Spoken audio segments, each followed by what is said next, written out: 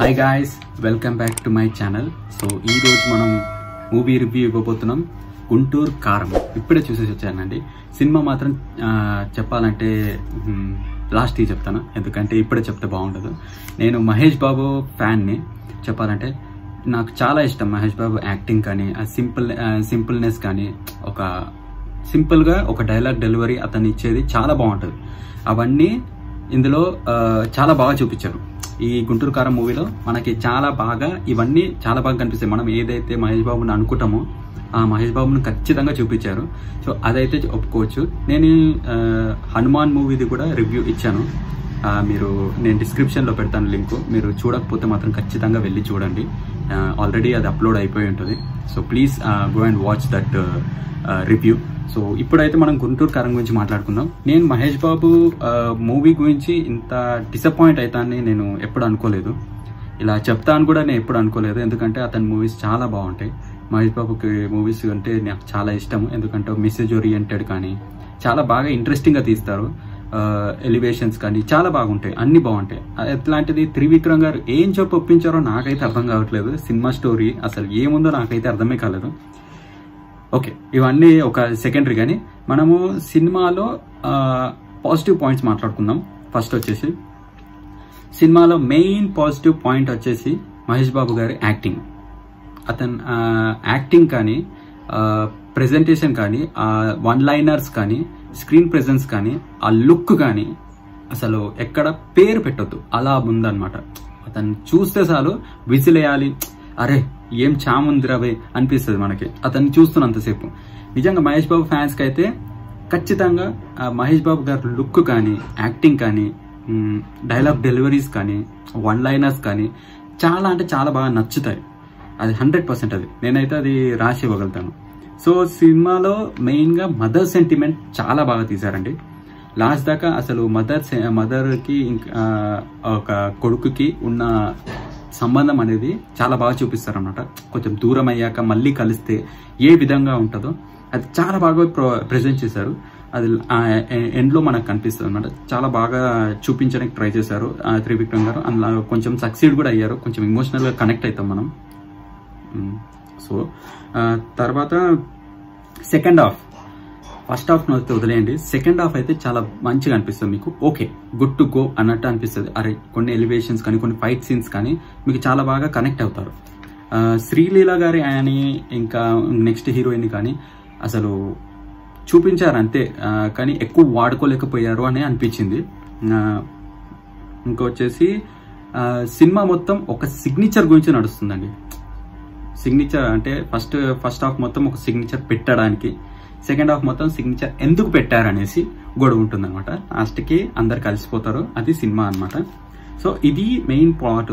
దీన్ని చూస్తుంటే మాత్రం ఇప్పుడు నెగిటివ్స్ దగ్గరకు వచ్చేసరికి మాత్రం ఈ సినిమాని చూస్తుంటే మనకి త్రివిక్రమ్ గారు అతని సినిమాలు అన్నీ ఉన్నాయి కదా మనకి. నేను సన్ ఆఫ్ సత్యమూర్తి, ఇంకా అజ్ఞాతవాసి, అసలు చెప్పాలంటే అజ్ఞాతవాసి 2.0 లెక్క ఉంది సినిమా. కరెక్ట్ చెప్పాలంటే అలా అనిపించింది.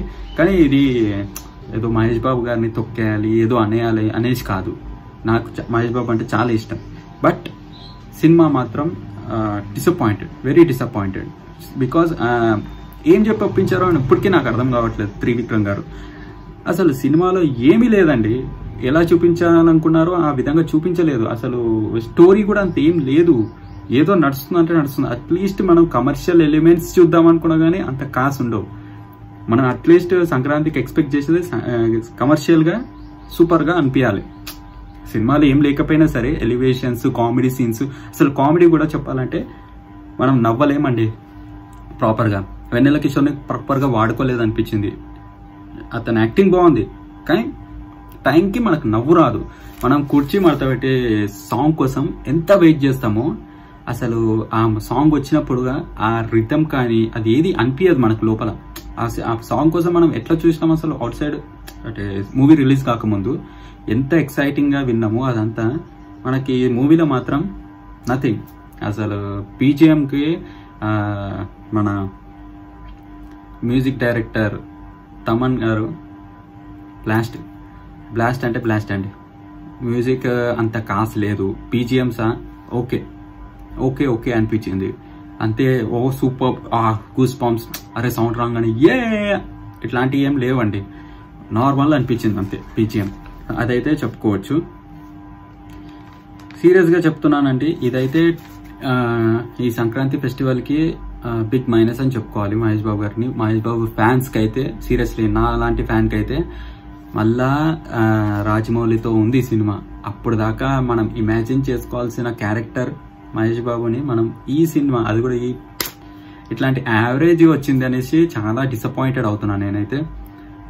సినిమాలో కొన్ని పాయింట్స్ అయితే బాగున్నాయి, బట్ సూపర్ అని చెప్పలేము. ఆఫ్టర్ వాచింగ్ హనుమాన్ చూసి మాత్రం ఆ సినిమాని చూడకండి, ఫస్ట్ ఈ సినిమాని చూసేసేయండి, కొంచెం మంచిగా అనిపిస్తుంది. ఆ తర్వాత హనుమాన్ చూడండి, మీకు ఇంకా మంచిగా అనిపిస్తుంది. ఓకే, కానీ కంపేర్ మాత్రం చేయకండి please. Don't compare Hanuman and this one because that is a super hero movie. ఇది commercial movie. So commercial movie అన్నాక కొంచెం డ్రాబ్యాక్స్ ఉంటాయి. సో అదే డ్రాబ్యాక్స్ ఇక్కడ ఉన్నాయి, బట్ దట్స్ ఓకే. కానీ సినిమా మాత్రం మహేష్ బాబు కోసం అయితే చూడొచ్చు. If you are a Mahesh Babu fan, go and watch. ఇంత వల్గర్ కానీ ఏం లేదు, సింపుల్ గా ఫ్యామిలీతో చూడాల్సిన మూవీ. సూపర్ అనిపిస్తుంది, బాగా ఎంజాయ్ చేస్తారు. కానీ డిసప్పాయింట్ మాత్రం కాకండి, ఎందుకంటే నేను ముందే రివ్యూ ఇస్తున్నాను. రివ్యూ చూసి వెళ్ళే వాళ్ళు అయితే ఖచ్చితంగా ఎక్స్పెక్టేషన్స్ పెట్టుకోకండి. ఎందుకంటే ఎక్స్పెక్టేషన్స్ పెట్టుకొని వెళ్ళినాక అక్కడ మీకు నచ్చకపోతే తిట్టుకోవడం కానీ, త్రివిక్రమ్ గారిని అయితే 100% తిట్టుకుంటారు. ఒక్కొక్కరు అయితే కుర్చీ మడత పెట్టి కొట్టేస్తా అని కూడా అంటున్నారు. నేను అక్కడ ఉండే కాబట్టి అంటున్నా, ఎవర్రా ఈ త్రివిక్రమ్ ఇట్లా తీస్తాడా? త్రివిక్రమ్ అంటే పెద్ద పెద్ద డైరెక్టరు ఇట్లాంటి మూవీ తీస్తారా, అది కూడా ఇంత పెద్ద హీరోతో అనేసి చాలా డిసప్పాయింట్ అయ్యారు. ఆ కుర్చీ మడత పట్టే సాంగ్ కి కూడా బాగా కనెక్ట్ అవ్వలేకపోయారు ఎవరు. ఒక మదర్ సెంటిమెంట్ ని పట్టుకొని ప్రొలాంగ్ చేసినట్టు అనిపించింది. ఒక మదర్ సెంటిమెంట్ తో ఆ మదర్ సెంటిమెంట్ మాత్రం చాలా బాగా తీశారు. అదైతే ఖచ్చితంగా చెప్పాల్సిన విషయం. రమ్యకృష్ణ గారి యాక్టింగ్ అందులో చాలా బాగుండే, ఇమోషనల్ గా బాగా చూపించారు. క్యారెక్టరైజ్ వైజ్ మాత్రం అందరూ ఓకే చేసినట్టు అనిపించింది. సినిమాలో స్టోరీయే అండి, స్టోరీయే మైనస్. ఇందులో పెద్ద మైనస్ అంటే స్టోరీ బ్లాస్ట్ చేసేసారండి. అజ్ఞాతవాసి 2.0 చెప్పాల్సిందే, ఎందుకంటే అలా ఉంది మూవీ.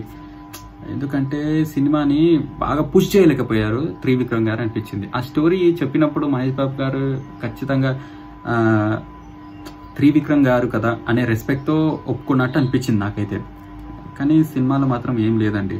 నాకైతే ఏమంటారు, బ్యాక్గ్రౌండ్ చెక్ చేస్తారు కదా ఒకసారి సినిమా అంతా అయిపోయాక, ఆ సినిమా మొత్తం చెక్ కూడా చేయలేదు అనుకుంటా, అట్లనే రిలీజ్ చేసినట్టు అనిపించింది. అందుకంటే అంత డిసప్పాయింటెడ్గా ఉంది.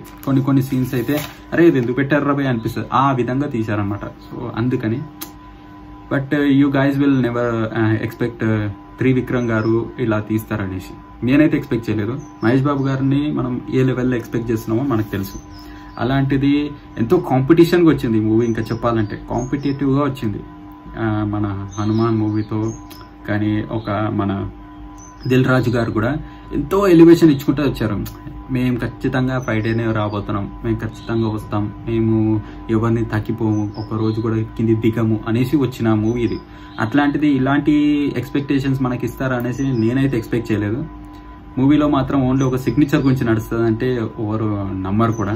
సిగ్నేచర్ పెడితే ఒక స్టోరీ, సిగ్నేచర్ పెట్టినందుకు ఒక స్టోరీ, ఫస్ట్ హాఫ్ పెట్టినాక ఎందుకు పెట్టిరన్న ఒక story. That is not good. అసలు ఎక్స్పెక్ట్ చేయలేదు త్రివిక్రమ్ గారి గురించి. కానీ మహేష్ బాబు గారి యాక్టింగ్ గురించి మాత్రం చాలా అంటే చాలా పొగుడతారు మీరు. ఎందుకంటే మహేష్ బాబు గారిని అసలు మహేష్ బాబు గారిని ఒక మాట అనడానికి లేదండి, అదైతే 100% చెప్తున్నాను, సత్యం. మహేష్ బాబు గారిని ఒక మాట అనడానికి లేదు, 100%. ఎందుకంటే మహేష్ బాబు గారి యాక్టింగ్ అంత బాగుండే, సూపర్ అంటే సూపర్గా చేశారు. అతను ఏదైతే ఇవ్వాలో 100% అతను ఇచ్చేశారు. కానీ వాడుకోవడం ఎవరు బాధ్యత? త్రివిక్రమ్ గారు. అతను వాడుకోలేదు, అదే డిసప్పాయింటెడ్గా ఉంది. సో దట్స్ ఇట్ అండి. సో ఇది హీరోయిన్స్ కూడా సరిగా వాడుకోలేదు. ఛానల్కి కొత్తగా వచ్చింటే మాత్రం ఖచ్చితంగా సబ్స్క్రైబ్ చేసుకోండి అండ్ బెల్ ఐకాన్ కూడా ఆన్ చేసి పెట్టుకోండి. ఒక లైక్ అయితే ఖచ్చితంగా ఇవ్వండి, మీ సపోర్ట్ నాకు చాలా important. And stay tune to the channel. Bye.